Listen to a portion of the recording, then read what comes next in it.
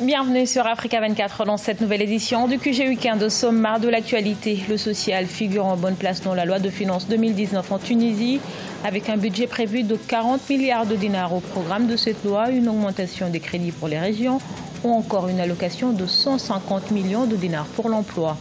Le Maroc, troisième pays le plus attractif d'Afrique selon une étude sud-africaine, une performance qui s'explique notamment par la politique d'ouverture de l'économie marocaine sur le continent. Et puis, le gouvernement au Burkina Faso lance son programme de construction de 2000 écovillages. Le village Beta marque la première étape des investissements dans les 13 écovillages pilotes en attendant les 1987 localités restantes. Mais tout d'abord, je remercie le président qui a permis cette libération. C'est avec ces mots que l'opposante Victoire Ingabire a salué sa libération. Une des principales figures de l'opposition rwandaise, Victoire Ingabire, est sortie de prison ce samedi dans le cadre de la libération anticipée de plus de 2000 prisonniers décidée par le président Paul Kagame. Pour rappel, Victoire Ingabire a été arrêtée en 2010 alors qu'elle voulait se présenter à la présidentielle comme candidate du Parti des Forces démocratiques unifiées, une formation d'opposition non reconnue par les autorités.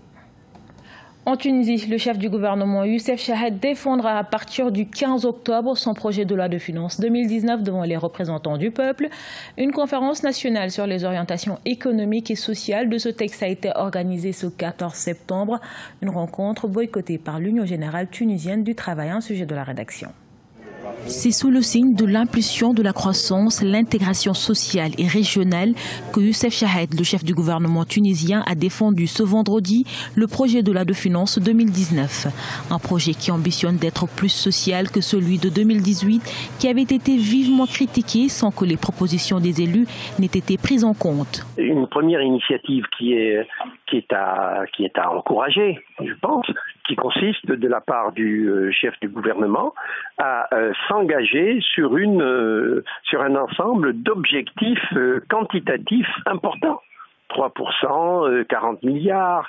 Bon, maintenant, il faut l'aider en ajoutant un certain nombre de choses. Avec un budget prévu de 40 milliards de dinars et des prévisions de croissance de 3% au programme de la loi 2019, une augmentation des crédits pour les régions, une allocation de 150 millions de dinars pour l'emploi ou encore une baisse significative de 10 000 dinars du prix des petites voitures, autant de mesures censées renforcer un pouvoir d'achat détérioré. Tout son programme est fondé sur le fait que le gouvernement s'engage à atteindre 3% de taux de croissance. Donc la richesse nationale va s'améliorer de 3%. Et à partir de ce moment-là, cette richesse nationale, on va immédiatement penser à la distribuer de manière équitable. Ces mesures visent, selon les autorités, à soutenir la croissance et juguler le déficit commercial. Toutefois, selon le gouvernement, les conflits politiques ralentissent le développement économique du pays, pointant ainsi la crise des partis politiques et son désaccord avec la centrale syndicale de l'Union générale tunisienne qui a boycotté la conférence de ce vendredi 14 septembre 2018. Le Maroc est l'un des pays les plus attractifs en Afrique pour les investissements. Le Royaume maintient ainsi sa position derrière l'Afrique du Sud et l'Égypte, respectivement premier et deuxième. Également cinquième marché du continent, le Maroc a un taux de croissance attendu de 4% en moyen terme. Solène de Plessis. Le Maroc a la troisième place des pays les plus attractifs en Afrique pour les investissements. C'est ce que révèle une étude de la banque sud-africaine RMB.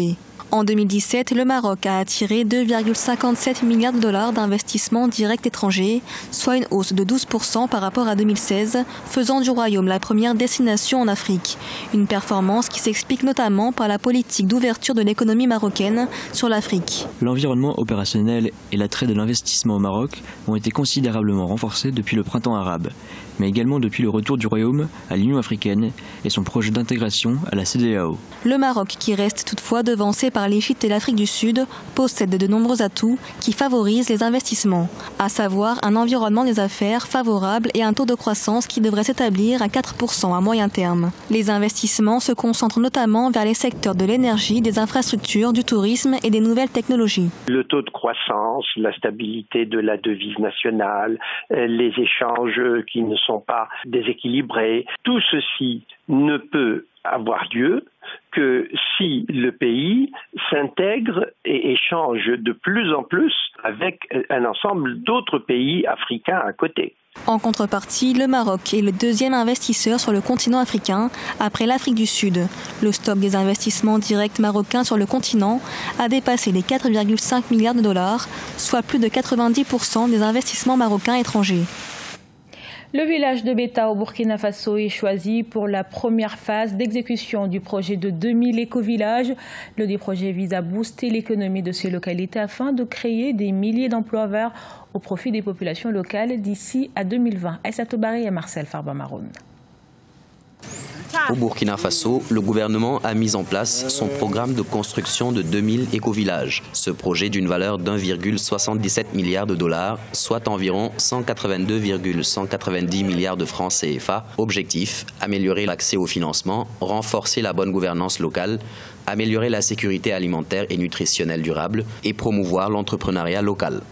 Aujourd'hui, on sait aussi que dans les éco-villages, on pratique beaucoup l'agroécologie, donc à travers des systèmes participatifs où le village a son propre jardin. Donc ça aussi, ça va sur la lutte contre la pauvreté et l'amélioration de ce qu'on mange, parce qu'aujourd'hui, il est beaucoup question des OGM, des pesticides, alors que dans les éco-villages, aujourd'hui, on peut dire que c'est de l'agriculture biologique qui est développée. Quand on parle d'agriculture biologique, on parle de nutrition saine. Prévu pour être achevé en 2020, le projet permettra de générer des milliers d'emplois verts au profit des populations locales, selon les autorités. Pour le moment, seuls 13 villages devraient concentrer les premiers investissements dans le cadre du dit projet, en attendant l'identification des 1987 autres.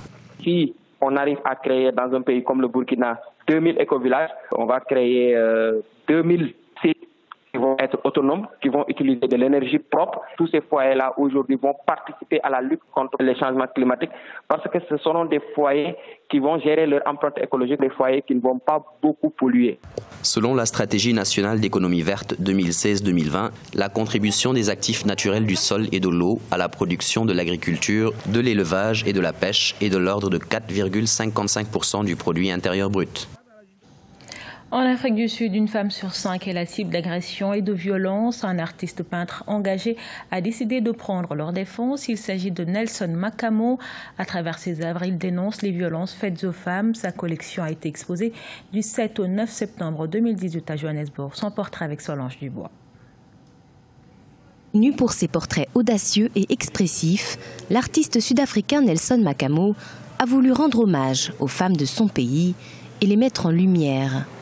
Ses dernières réalisations, une série de portraits mettant en scène des femmes au regard transcendant qui semblent se poser sur le monde et qui racontent une histoire. Les femmes ne sont représentées que pour aller chercher de l'eau dans la rivière, mais ici ce n'est pas le cas. La beauté de la femme est mise en valeur, mais aussi la cause pour laquelle elle se bat. C'est ce que j'aime.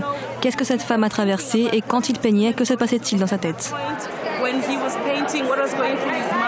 Artiste engagé, Nelson Makamo s'inspire de la vie quotidienne des Sud-Africaines. À travers ses œuvres, il aborde des questions fondamentales telles que les droits des femmes et la violence domestique. Pendant très longtemps, j'ai voulu en parler.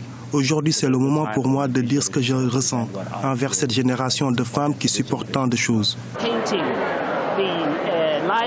En peignant la vie des femmes, vous partagez la vie naturelle, parce que les femmes nous donnent la vie. Vous partagez la beauté du monde et de la terre. C'est pourquoi j'aime le travail de Nelson, parce qu'il joue un rôle important dans le développement social, surtout en ce moment en Afrique du Sud, où les femmes et les enfants sont toujours confrontés aux violences. Selon une enquête de la Statistique South Africa menée en 2016, une femme sud-africaine sur 5 de plus de 18 ans a déjà été victime de violences sexistes. Un chiffre qui a considérablement doublé en 2 ans. Ce journal a été réalisé par l'ensemble de la rédaction. Merci pour votre fidélité. Retrouvez dans un instant une nouvelle édition de l'actualité sur Africa 24.